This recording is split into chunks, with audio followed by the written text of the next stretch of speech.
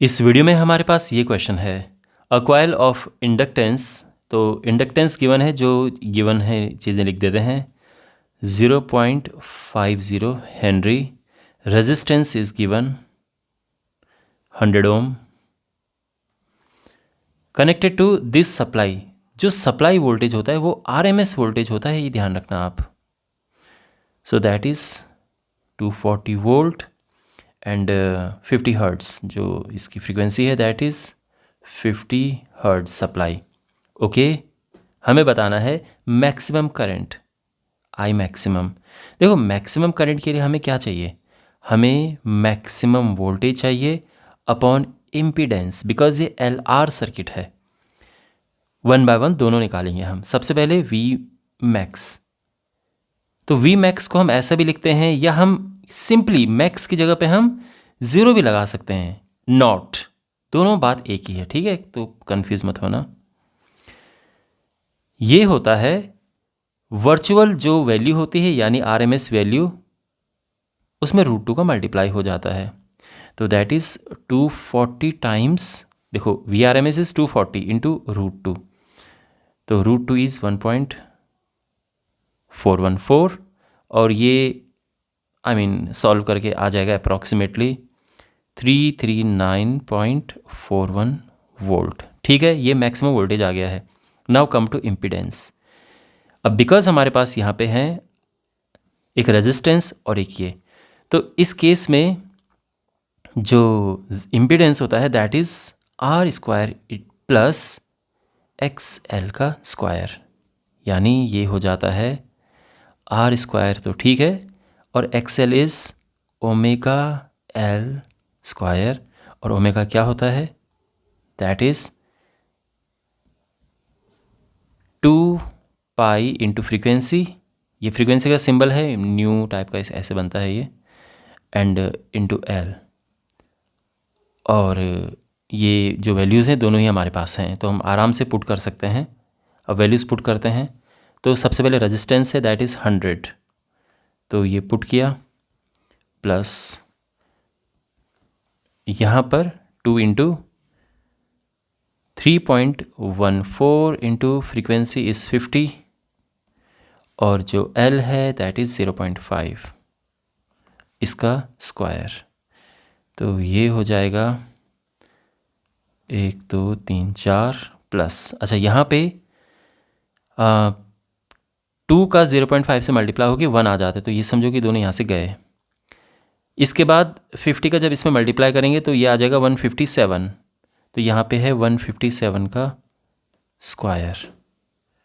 Okay, और थोड़े और कैलकुलेशन करते हैं। 10000 157 का स्क्वायर होता है 24,649, प्लस करके आ जाएगा 34649, और इसका स्क्वायर रूट करके आएगा 186.14, और इसका सिंबल है ओम। ठीक है, ये हो गया है। और अब देखो हमारे पास ये दोनों चीज़ें आ गई हैं, तो अब हम आई मैक्स आराम से फाइंड कर सकते हैं वैल्यूज़ पुट करके।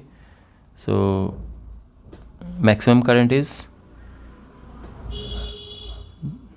V मैक्स अपॉन इम्पीडेंस, ये वैल्यू है 339.41 अपॉन ये है 186.14, और ये डिवाइड करेंगे हम तो आएगा अप्रॉक्सीमेटली 1.8234, चलो 82 इतना इनफ है, 1.82 एम्पियर। ये आंसर आ चुका है। ठीक है, अब बी पार्ट पे फोकस करते हैं। A we have already done. B part में हमें बताना है what is the time lag between the voltage maximum and current maximum.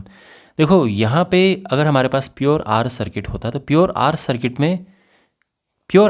में कोई टाइम लैग नहीं होता है। जब करंट पीक पे होती है तो उस समय वोल्टेज भी पीक पे होती है, इस तरह से बनता है। अगर ये प्योर आर की केस में होता है, अगर हमारे पास सर्किट है प्योर एल सर्किट, तो उस समय बिल्कुल π/2 का गैप होता है, यानी ये जो हमारी वोल्टेज है, अगर हमारी ये करंट ले लेते हैं, चलो अगर ये करंट है तो वोल्टेज इससे π/2 आगे होती है। यानी जब करंट 0 होती है तो वोल्टेज मैक्सिमम होती है उस केस में। इस तरह से ये और ये सीन होता है किस समय, ये बिल्कुल ये 0 है, ये π/2 है, ये पाई है, तो गैप इसमें π/2 होता है। यानी जब प्योर एल केस होता है तो इसमें जो लैग है, लैग का मतलब ये है कि maximum voltage and maximum current के बीच में कितना डिफरेंस है, कितना टाइम का डिफरेंस है, कितना लैग है, कितना। तो जब प्योर आर के केस में कोई डिफरेंस नहीं होता है, दोनों साथ साथ चलते हैं। प्योर एल के केस में बिल्कुल π/2 का डिफरेंस होता है, फेज डिफरेंस π/2 होता है। बट ये एल आर सर्किट है, तो एल आर सर्किट के लिए हम अब देखते हैं कि टाइम लैग क्या है।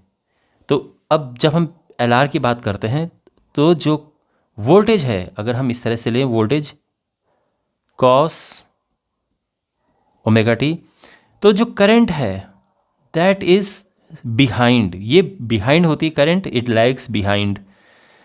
लेकिन अगर हमारे पास ये होता प्योर एल तो बिल्कुल π/2 बिहाइंड होती, बट ये प्योर एल नहीं है, ये एल आर सर्किट है, तो इसीलिए ये कितनी है, तो that is I0 cos omega t minus phi, and here phi is the phase difference. अब यहाँ पे देखो ये है वोल्टेज, वोल्टेज कब मैक्सिमम होगा, तो टी अगर हम 0 पुट कर दें तो उस समय मैक्सिमम हो जाएगा ना, क्योंकि cos 0 1 होता है। तो V इज़ मैक्सिमम, यानी voltage is maximum at when time is 0।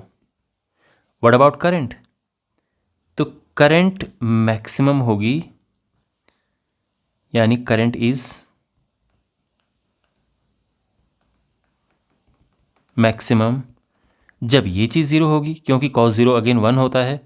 तो उस केस में हमें ओमेगा टी माइनस फाई को 0 रखना है, और जो t है ये हो जाएगा फाई अपॉन ओमेगा।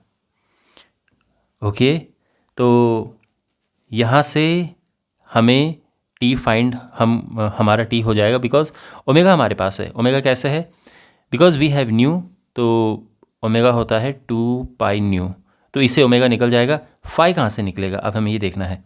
फाई निकलता है, एक सिंपल फॉर्मूला है कि tan फाई इक्वल्स टू ये XL upon R, means that is omega L upon R, and omega is 2π nu times L upon R।